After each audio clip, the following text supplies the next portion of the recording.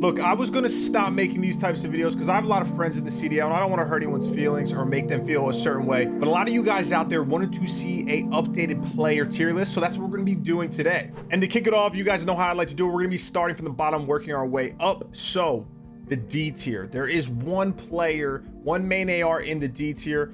And look, I'm not trying to kick him while he's down. I know I've been very opinionated on him and his playstyle, but it's Dave Patty. And I'll be honest, if you were just to look at KD alone, you would say, you know, Dave Patty, he's solid. And I'm not trying to say he's world's worst by any means.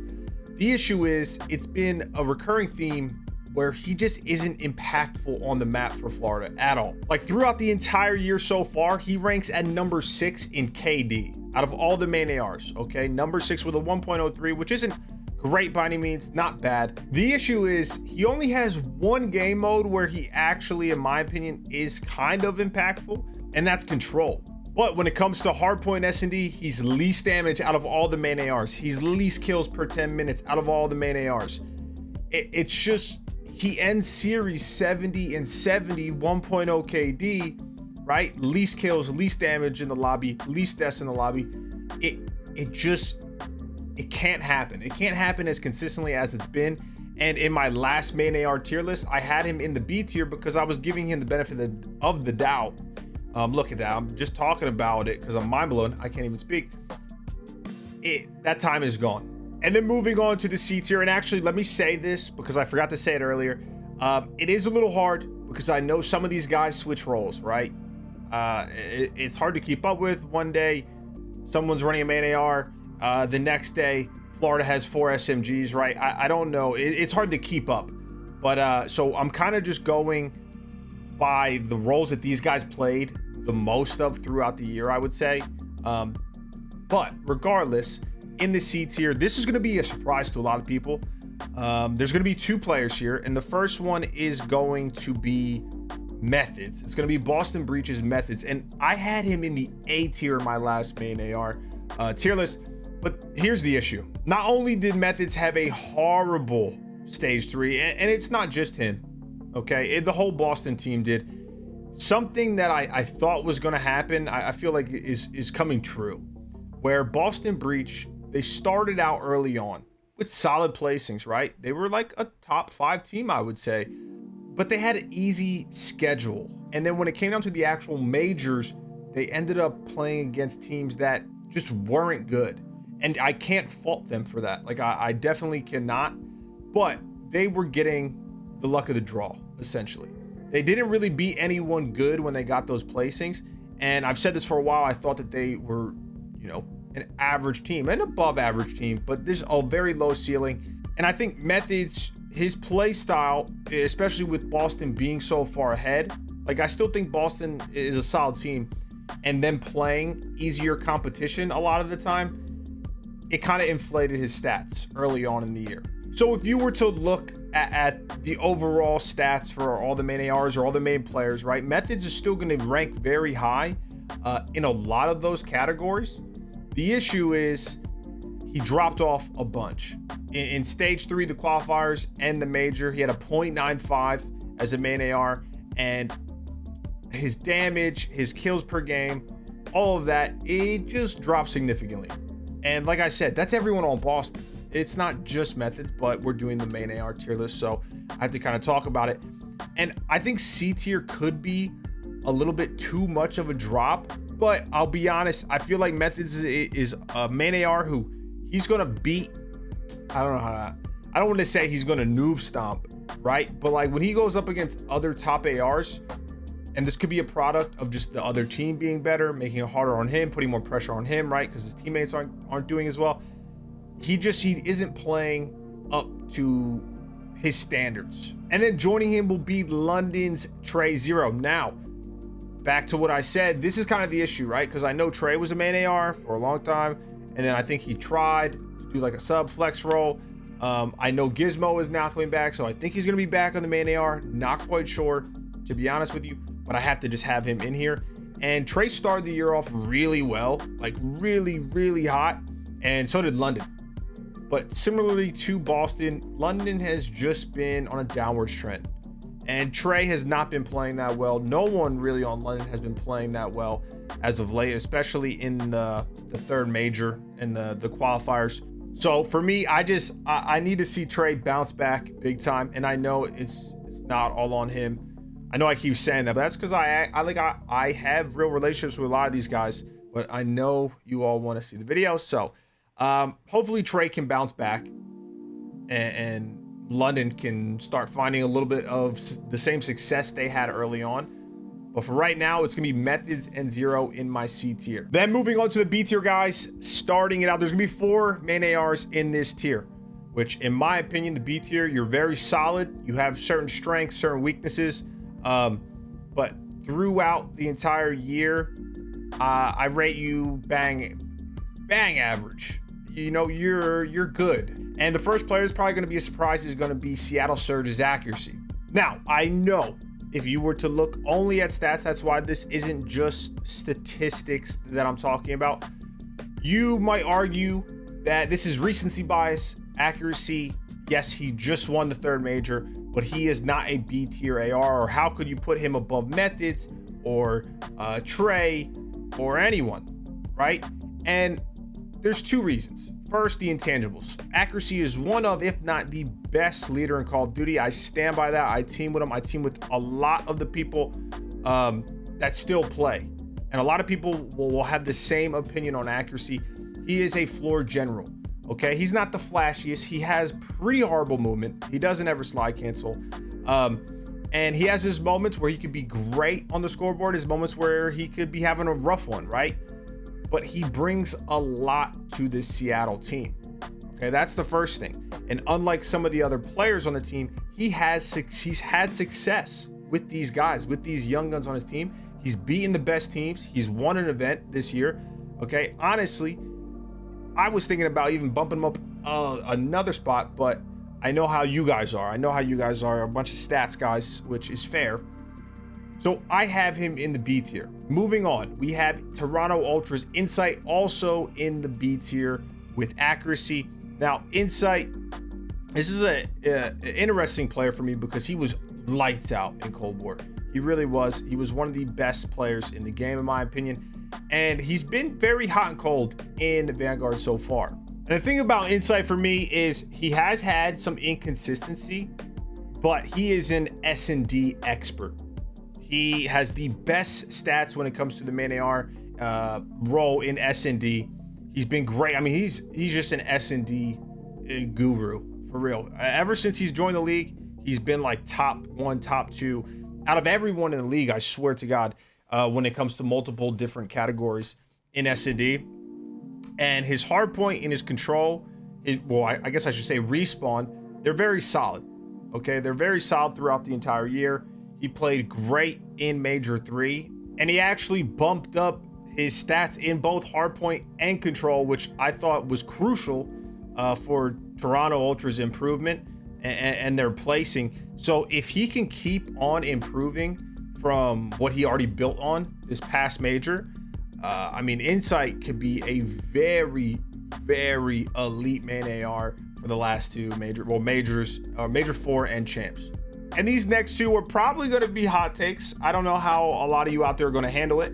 So I'm just going to rip the band-aid off first. The next player in the B tier, next main AR, is going to be LAT's Octane. Now, hear me out. Hear me out.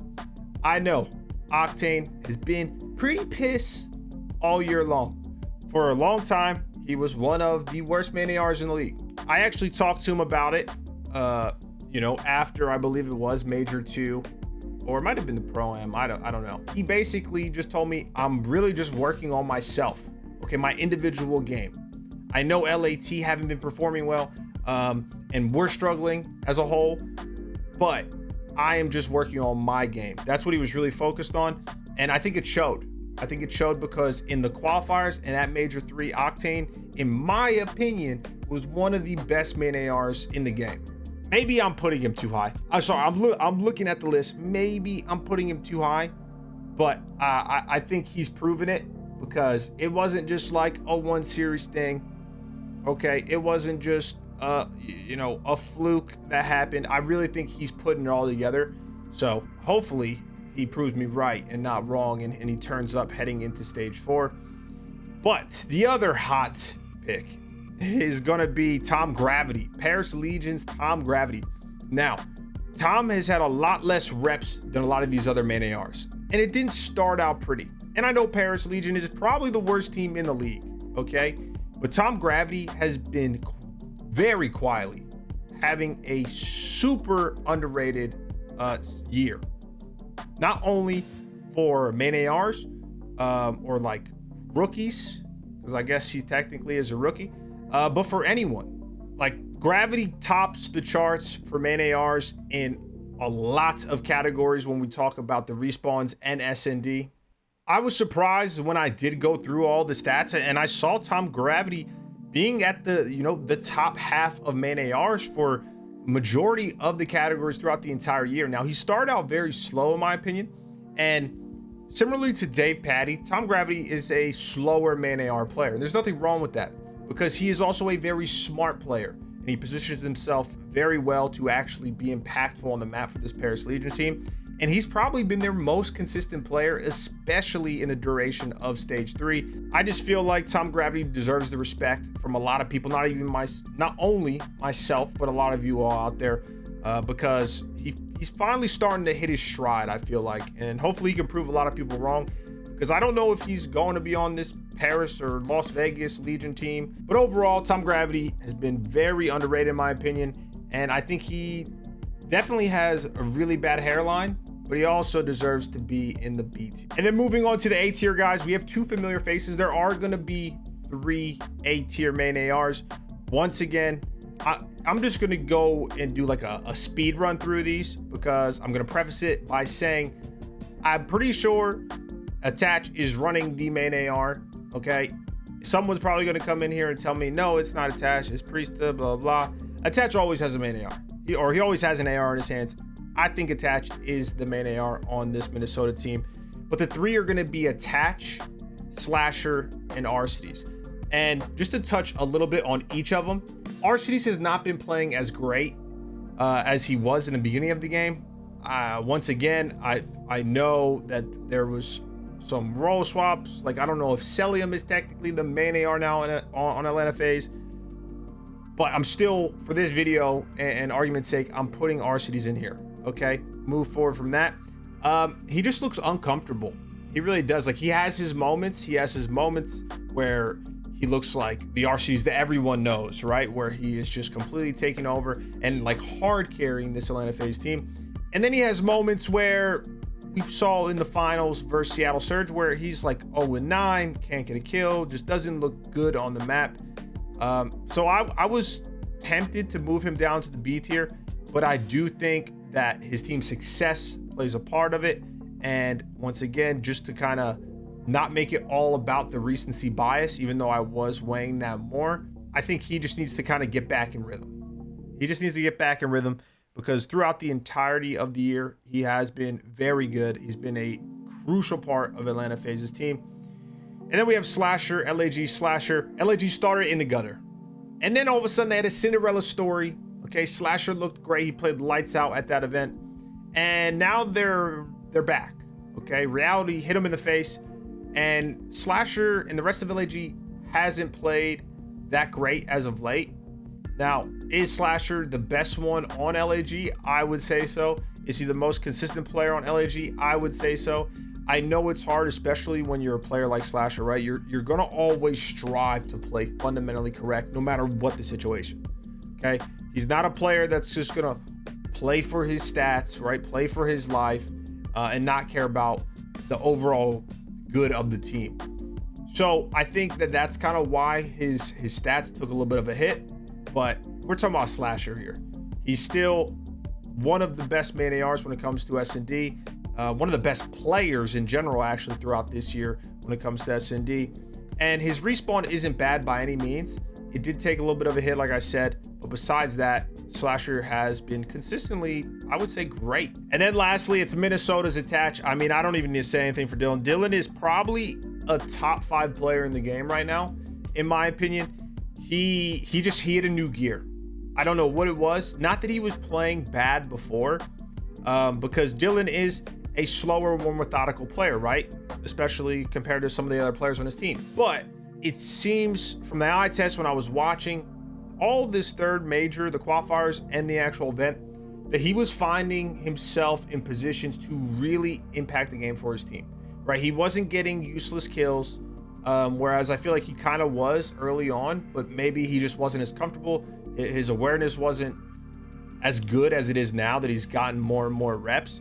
But I just think, I think he improved tremendously. Attach definitely deserves to be in the A tier. I mean, he tops the charts for literally almost every single category when it comes to the main AR role.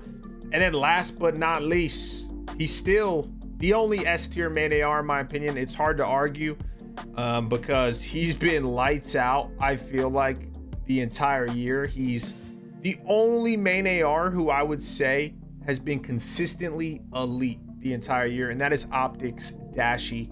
I know the last series that everyone saw from him was not the best when they went up against LAT. It started out hot, and then Dashy turned into Splashy.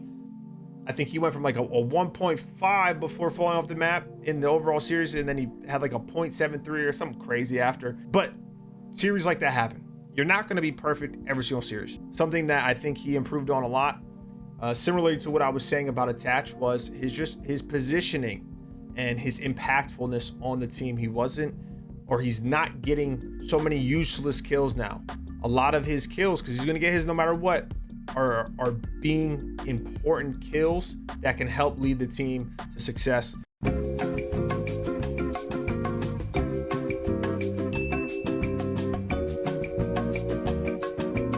And that does it for my main AR tier list. This isn't just Major 3.